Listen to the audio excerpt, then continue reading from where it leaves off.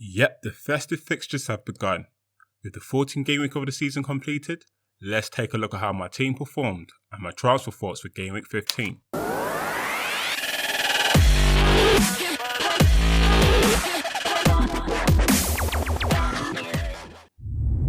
Ahead of game week 14, although in my last video I planned to exchange Wilson for Jimenez, I decided to go for Crystal Palace striker Zaha instead.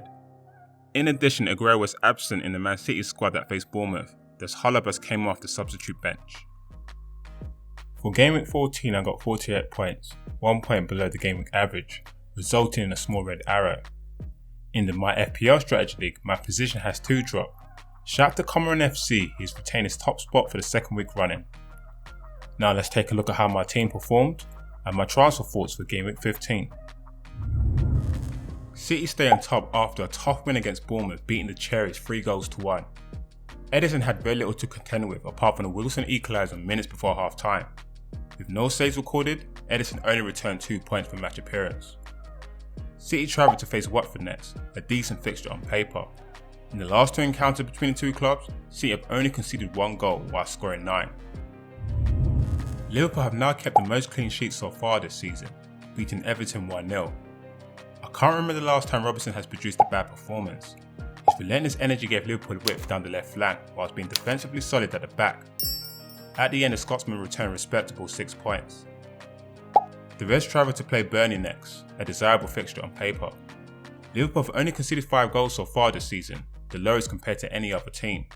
Thus the likelihood for another clean sheet looks promising, so without question Robertson will be starting in my team for game week 15. Wolves have now failed to win in 6, losing 2-1 to Cardiff. Doherty scored his second goal of the season, marking his 200th appearance for the Wanderers. Unfortunately, his overall display wasn't enough to earn him any additional bonus points, but at the end the Irishman returned a respectable 7 points. Wolves welcome Chelsea next, a tough fixture on paper. Wolves have now failed to keep a clean sheet in 6, conceding a total of 11 goals. Thus I'm slightly wary about playing Doherty for game week 15. Brighton come out on top, beating 10-man Huddersfield 2-1. With only less than 2 minutes played, Brighton were a goal down. With the prospect of a clean sheet vanish, it was down to Dunk to pull off something special.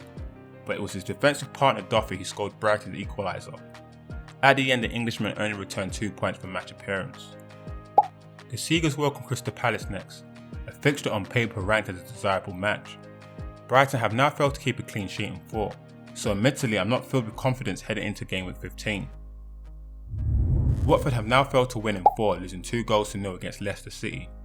With Aguero not in the Man City squad, Holebas came off the bench, but it was no luck for me as the Greek international only returned a single point. Watford welcome Man City next, a tough fixture on paper. Man City have only failed to score once this season, thus it's extremely unlikely Holebas will start in my team for game week 15. Crystal Palace recorded their 5th clean sheet and their first home win of the season, beating Burnley 2-0. Wan-Bissaka had a good performance, defensively solid and made some good forward runs. At the end, the young right back returned a well-needed 6 points. Crystal Palace faced Brighton next, a decent fixture on paper. The Eagles are picking up form, keeping a clean sheet against Manchester United and Burnley in the last 2. Newcastle's winning run comes to an end, losing 3-0 to West Ham. Kennedy didn't have the best of games. He did manage to record 1 attempt on goal and 2 attempted assists, but his effort was not to good effect. Subsequently, he was substituted in the second half, but luckily after the 60-minute mark. Thus at the end, the Brazilian only returned 2 points per match appearance. Newcastle still have a decent run of fixtures before they play a tough away match against Liverpool. With 1.6 mil in the bank, I could perhaps upgrade Kennedy, but I feel I have other areas to address first. Chelsea gets back to winning ways, beating Fulham 2-0. With my vice-captain Aguero absent, I was relieved to see Hazard start in Chelsea's lineup. The Belgian international had a tricky game. He was double marked for large parts of the match. However, he did manage to set up Chelsea's second, and at the end, as my captain, Hazard returned a well-needed 12 points. Chelsea face Wolves next, before they play a tough home match against Man City. With Sterling in great form and his ownership growing, I'm wondering if it's time to swap the Belgian international. Salah blanked in a 1-0 victory against Everton. Salah led the line for the 3rd time this season, as Klopp adopted a 4-2-3-1 formation. Overall, the Egyptian had an okay display, made some good movements up front but couldn't find the end product. He was subbed in the second half, thus at the end Salah only returned 3 points. Salah's up against Burnley next, a tasty fixture on paper.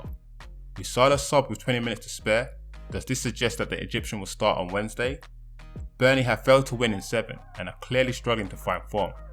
Thus it's hard to look past Salah for captaincy for Gameweek 15. West Ham gets back to winning ways, easing past Newcastle 3-0. And Arnautovic had an okay display.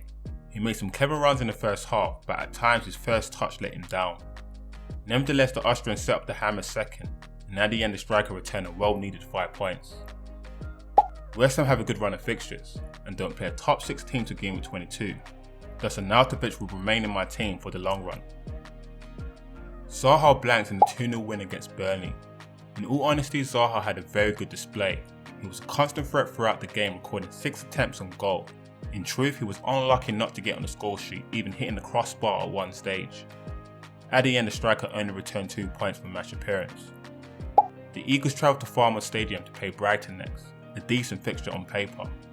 In the last meeting between the two clubs, Zaha scored 2 goals in the Crystal Palace 3-2 win. So moving on to my transfer thoughts for Gameweek 15. With Gameweek 15 commencing on Tuesday, there's little time to contemplate my next move. But my initial thinking is to trade Aguero with either Harry Kane from Spurs or even perhaps Arsenal striker Aubameyang. Despite Arsenal's away game against Manchester United, both players have a good run of fixtures and look to pick up some good form, both scoring in the London derby. With the news that Aguero missed out the Bournemouth game due to a muscular problem, and Pep wasn't sure if Aguero would be fit enough to play against Watford, it feels the perfect time to make the switch, but who exactly, I'm yet to decide. With Kane up against Southampton next, maybe it's best to bring the Englishman for Gameweek 15, and then for Gameweek 16 make the switch to Aubameyang. If I do decide to bring in Kane, then I'll probably stick with a 4-3-3 formation, with Richarlison back in the team. For captaincy, it's probably going to be between Salah and Kane, but I must admit not having any City attackers is a big concern, so there's a slight temptation to take a -4 hit to do so. Please note my team is not locked in, and if you'd like to see my final team selection, be sure to follow me on Twitter.